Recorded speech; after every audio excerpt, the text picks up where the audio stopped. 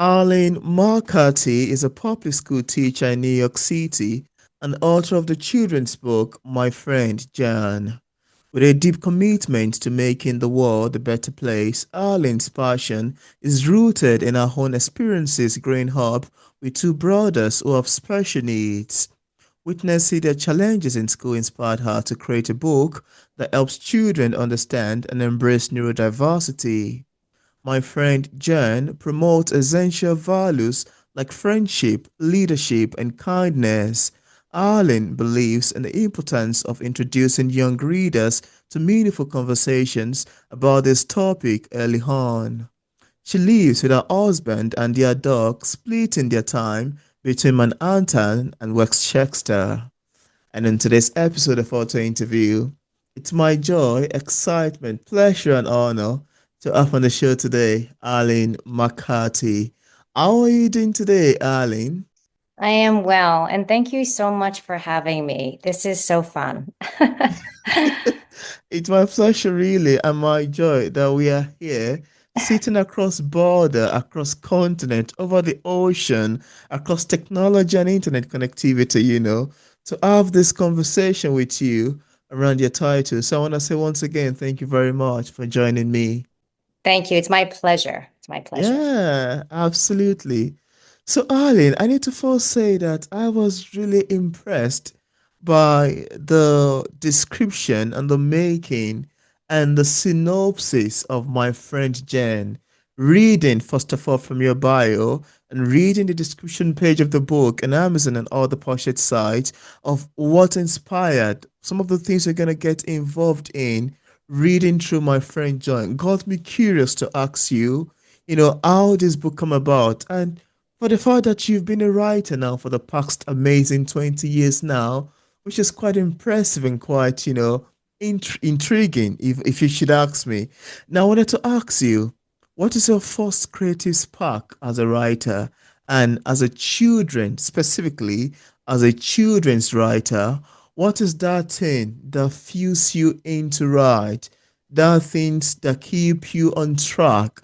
That things, that thing that do not allow you to just write for today and say, oh, tomorrow I give up already. I'm tired. I'm not gonna do that again. It's not for me. What is that thing that fuels you in as a writer?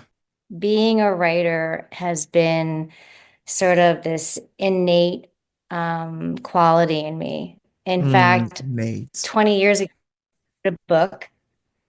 I wrote a book and I never published it. I just wrote it for myself, and Um, it sat in my computer for years, and I didn't do anything with it. And then I was doing a study sabbatical from teaching, which is mm, where you take a year off and you go to classes. And I ended up having all this extra time to be creative. I had all mm, this extra time to take time for myself in order to have all these creative ideas come to me. And I just started writing one day this book, My Friend John, and there really wasn't much to it. I really just wrote the book. I wrote the story in one day. And it's interesting, but after I wrote it, I cried while writing it because it's wow. loosely based on my brother's story. So Mm, after I wrote it, it was very cathartic for me because I was speaking about a condition. I was writing about a little boy um, with special needs and his experience at a new school. And mm, again, it was loosely based on my brother. So I I I felt so inspired to write this because I wanted to share his story and his struggles as a young boy in a school. mm, And I did nothing with the story. I actually wrote the mm, story in one afternoon while I was home, off.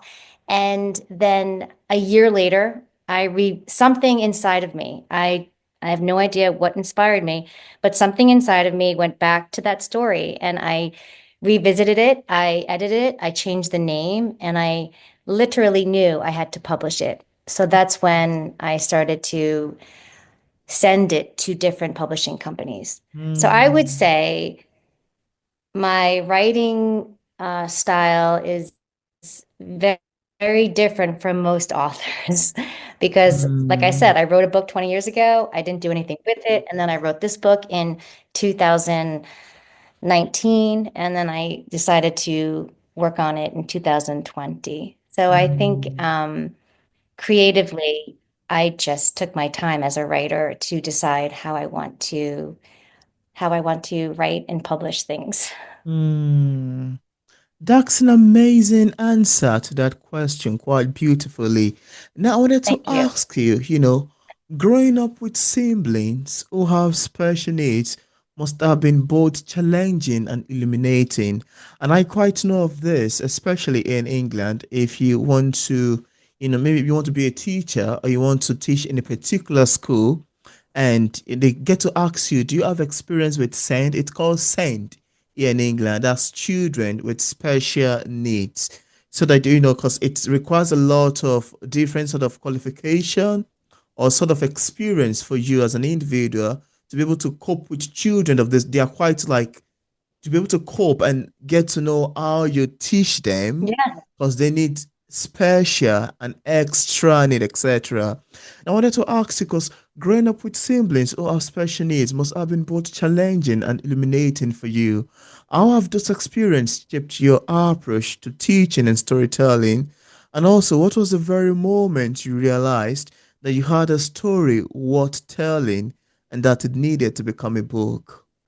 Well, as a New York City public school teacher, I've been teaching for this is my 28th year. Can you believe it? Wow. I've seen, I know, and I've worked with so many different children over the years.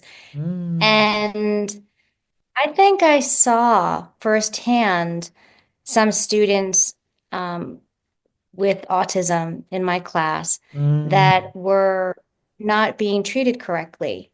And I would really get so upset by that. And I would really do my best to try to shed light on this condition so that kids would yeah. understand it more. Mm, So my friend John came from that place. It came from, being a teacher, being a sibling of someone that has special needs.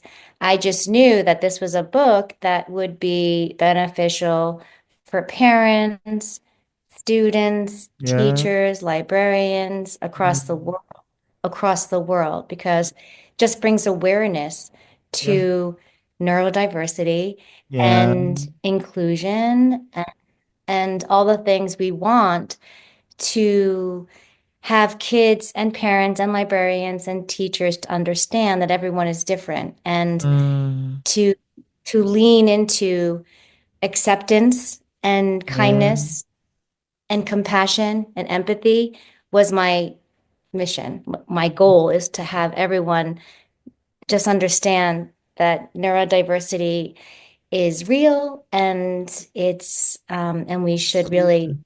understand it Yeah. and be kind to Mm, everyone with absolutely. without a disability. Just so that was um my mission. So I think it was Mm, seeing my brother. I have two brothers with special needs. So seeing my wow. brothers growing up and struggling in school all the time to being a teacher and seeing kids struggle in school, in the playground. I just put those two things together and Yeah. made this. Mm, that's a beautiful description you've got in there. Thank you very Thank much for you. sharing. And if you have a copy of the book close by, I'd like you to show it to the camera just so you can see. And look at that. That's a beautiful cover. I think there's a story behind it. I'm not quite sure. Would you like to talk about the making of the cover? Yes. So I work in Brooklyn, New York, and it's a red brick building, and I've been there. And I've been there since I was like a little girl. I started teaching when I was Oh, 23, and oh, it's been a home away from home in a lot of ways. So I really was eager to reflect that in mm, like I wanted to include my school PS 110 some mm, way in yeah. the And I loved the idea of having the name of the school being the Huckleberry School because I'm thinking about creating a series. I don't know. I have so many ideas, Peter, but Mm. right now at that time I was thinking, oh, maybe it will be a series. Right. But I just really wanted a school there in like a red brick building to represent Mm. my school.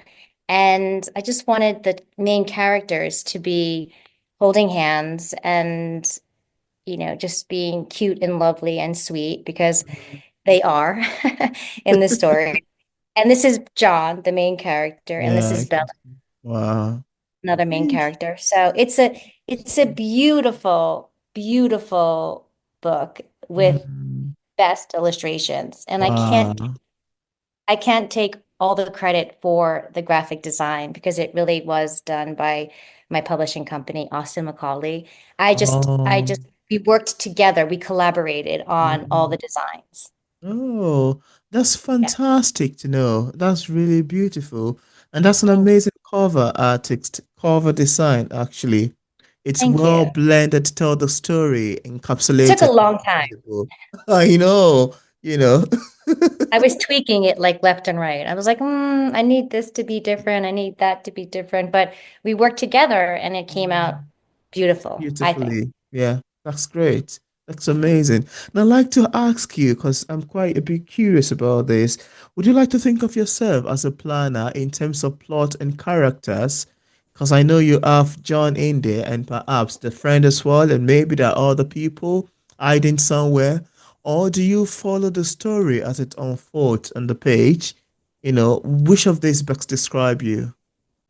I would say the latter because I really Mm, just let the story unfold as I mm. write it. Interesting. And I also like to ask, how do you think your experiences, especially in both teaching and writing, intersect, even anyway? How does one inform the other? Do one influence another? Do one Yes, control another in some ways? yes. As a teacher, I see where students gravitate towards literature, and Mm, they really do choose books that are bright and the characters are fun and it's mm, like this bright all these illustrations are bright and lovely and kids really like, especially kids who are still learning how to read, they love to look at the illustrations and they can actually tell a story by just looking at the illustrations before absolutely. they're able to read it. So that helped me a lot as a writer. I wanted the book to have the best illustrations. I wanted them to be bright, kid friendly. I wanted the story to be entertaining, and I wanted the story to be a story where kids would almost see themselves in the story. Because when Mm, kids feel some sort of connection to a story, they yeah. tend to enjoy it more. Absolutely. Oh, wow. That's a beautiful one and very true as well. Thank you. Thank you for mentioning. Now, I wanted to ask you a very interesting, question that I would really appreciate your answer to. If your book could spark just one conversation in a classroom or at bedtime, what would you want that conversation to be about? I would say, because there are so many messages that I want to convey to young Yeah, I readers. know. But if I had to say the one conversation that I would want this book to spark would be the value of kindness in this Mm, world. And how we treat others is a real reflection on who we are as people. And absolutely. and that would be it, the power of kindness, Mm, acceptance, compassion, empathy. So I would say really is important for me to convey to young readers how important it is to be kind in this world. I love that statement. I love that how we treat other is a reflection of our own character, a reflection of our own personality, a reflection of, our own features, human. And I love the fact that you mentioned the value of kindness because it's very important, especially in a fast demoralizing world. in our fast, wicked world. You live in America. You heard about the recent happening, like was it Oh 3 or 5 days my ago? God. The ones on the train and the man that was I shot in the front of know. Oh my representation. God. It's a whole lot happening in No. the world today. I And know. if people Terrible. I can know. just be aware of these things, all of this may perhaps be reduced in some way. It's horrible, really. I know. Mm. So we need more literature. We need more books about kindness and empathy and compassion. And Compassion.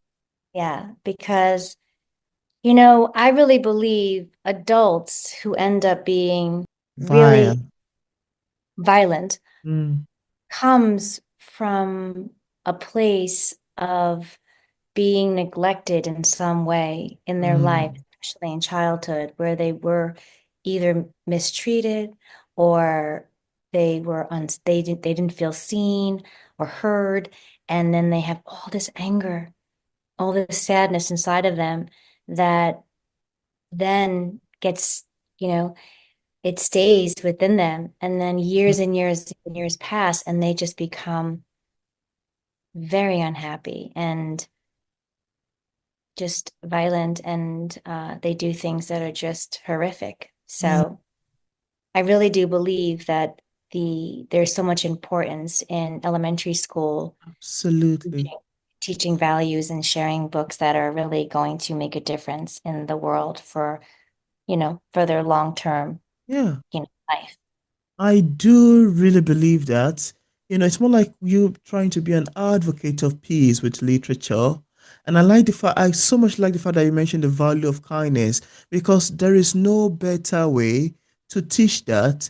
The best way to teach that is when you let kids know from a young age. You know, Yes, I kids agree. learn things fast at a young age. You inculcating that habit into them at a young age, it tends to stay with them forever, and at the point of Yes. deciding if I want to do something bad or if I'm like, oh no, I heard about this, it's not good, I'm not gonna do that. I'm not gonna be a terror or problem to the society, something of that Right. nature. Being a child, with this amazing literature work, I read that many years ago of this, etc., is the best way. Being young from childhood is the best way to inculcate the value of kindness, the value of compassion, the value of peace, etc. 100%. That's why I think I'm a teacher. I think like Mm, sometimes because there's so many things I want to do in my life. And I mm, sometimes ask myself, like, how did I end up here? But I know that that was a part of it's a calling, and I'm supposed to yeah, be doing this to make the world a better place. And that's absolutely. this book is just an added thing to my work, because Mm, I really do feel that I was meant to teach New York City for the last 28 years and write this book. And I know I'm making a difference. I know I am. mm, So, and it does, you're right, it does start in childhood. Our personalities develop, and I see the kids now I'm a first grade teacher, and they're 6 years mm, old. And that's why I love teaching first grade, because you can really make a difference. And mm, I can see they have this opportunity to make a good choice, and then they have this opportunity to make a bad choice. And then I can see them thinking about, what do I do? And it comes from, they need to learn, they need to see, they need to hear about, compassion, empathy, kindness. And even if you're absolutely. sad, talk about it, share it. Mm, Let's so, embrace what's upsetting so that we can fix it instead of just letting it absolutely. sit there. Absolutely. I love your description of this book. And I like the fact that you mentioned all of these beautiful subject lines and themes. Quite important, really. Quite important. Thank you for the imperative messages. They're really, Thank you. really of huge value. One that should not be taken with levity. We need to take it quite seriously. Very seriously. Yes, Absolutely seriously. 100%, 100%. Yeah. Now, I'd like to ask you as well, how do you navigate presenting themes of neurodiversity, kindness, and inclusion in a way that is meaningful yet acceptable to young readers? I like to do a lot of put yourself in someone else's shoes. So Mm, I read a lot of literature to my students that have this like storyline, this theme of something that's important, whether it's kindness, friendship, leadership. And I like to have the children in my book. I do the same thing with my main character basically says like to her classmates, how would you feel if you were John? How would you feel if you had this condition where right. you can't control your movements or sounds? So I really do a lot of like put yourself in the character's shoes work, like we Mm, role play and have it and asking those pertinent questions like how would you feel if you had this disorder? How would you feel if you were experiencing a yes. divorce? How would you feel if you were experiencing a death in your family? How would you feel if you Mm, were experiencing your mom leaving? And mm, it really does lend itself to these great conversations, these rich conversations that I have with my students wow.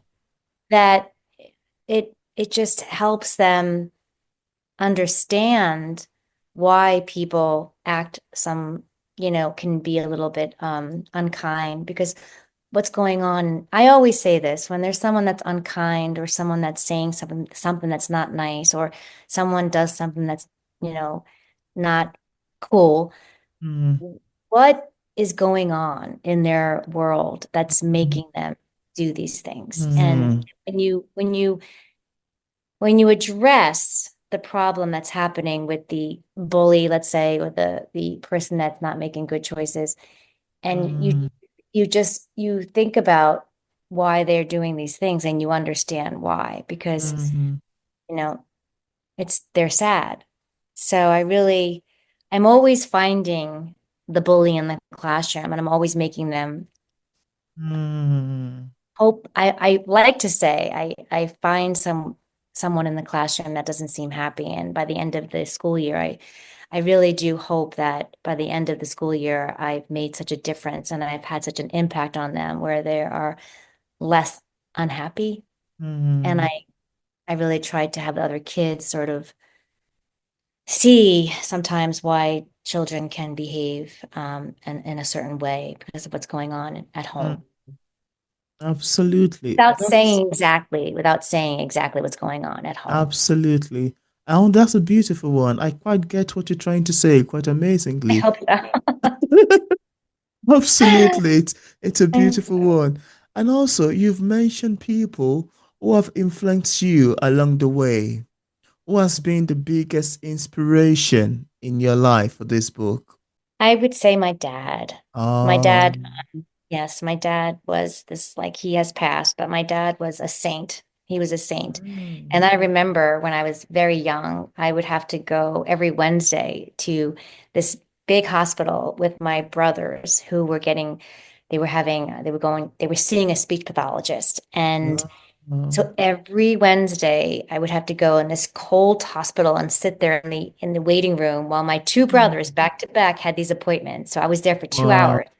And I remember sitting on these cold chairs and doing my homework. And all my friends were in dancing classes, gymnastic classes, playing with doing aftercare activities. And I was in this hospital waiting for my brothers to get, their treatment done. Mm, And my dad one time said to me on the way home, we had this like beautiful conversation where he was like, I know it's hard, but I see, you're so kind. And he just instilled this wonderful kindness in me that I've been so lucky to have. mm, I really believe that he inspired me to be the best version of myself and to be just a teacher and teach kids the the power of kindness is so important. And he knew how hard it was for me sometimes, but he really just wanted me to just know that he saw that I accepted all of these hardships that I had to endure because my brothers had to do these things. And I just, was like the happy girl walking, all right, I understand. Like I have to give them my toy because they really need it more than me right now. Yeah. They would have like a temper tantrum if they didn't get it and I didn't need it. So he just Mm, always would show me that the power that I had with this kindness would really benefit me long term. And it has. that's an amazing storyline you've given us. Thank you Thanks. very much for sharing. That's a very beautiful one. Thank you. Absolutely great. And also, I'm curious, I'm not quite sure really, but I wanted to ask you, do you see this book as the beginning of a series or more like a special I standalone story? I hope so. But I do. I hope so. I mean, I'm a teacher, so I'm very busy now. School has started, but over the summer, Mm, I started writing different things. We'll see. I feel like what's ever meant to be will be, yeah, and um, I'm leaning into the fact that whatever will happen. And it might be a series, it might stand alone. It yeah. might be, I would love for it to be a movie because then I know everyone would be able to, see it and it would make a real difference because there are so many books out there. There are so many children's Absolutely. books out there and you get Yeah. lost sometimes. So that's, so we'll see, Peter. We'll see what happens. That's an amazing one. Thank you. And just apart from my friend John, do you have any other works that you've authored or say currently working on? Yes, it is something, but it's not tied to my friend John. It's something different. So we'll see. We'll Mm. see. I'm not ready to really share exactly Yeah, to review. what it will be yet, but I do have so much going on behind the scenes that I'm doing Mm, and just figuring it all out day by yeah, day. absolutely. That's a beautiful one as well. Thank you. And just in Thank case we you. have some viewers who are currently watching this interview, I would love to get a copy of my friend Jen. On what platform is it available on for purchase? You can find My Friend John wherever books are sold online. And I emphasize online because, unfortunately, since it's a brand new book and I'm working with a hybrid publishing company, Mm, it's I mean, I thought it would be in Barnes and Noble. I thought it would be in every bookstore across the world, mm, but it's as you know, it's very hard to land in a bookstore, books, new authors. So yeah. you can find it on uh, Amazon, Barnes and Noble online, Mm. BAM, I mean, everywhere where books are Books sold are sold online. It's just online, that yeah. I'm waiting for it to be sold in a bookstore. That's I know. amazing. Absolutely. And I left a link in the description part of this interview where interested viewers can get a copy of Arleen McCarthy book directly on Amazon and Barnes& and Nobles on our website and also on other platforms. I also left a link to Arleen's social media pages for possible followings. So thank you so much, Arleen, for sitting down with me across continent to have this beautiful conversation with me around your amazing body of literature work. And I must say, this is such an impressive conversation, a very great one in our current time, very important, very, very impressive, quite impressive. I mean, in the children's world, among young folks and people out there who need to get to know about this impressive message you've got to pass on to the world. Thank you very much for sitting down with me and having this conversation. Thank you very much for coming on. Thank you. It was my pleasure. Thank you.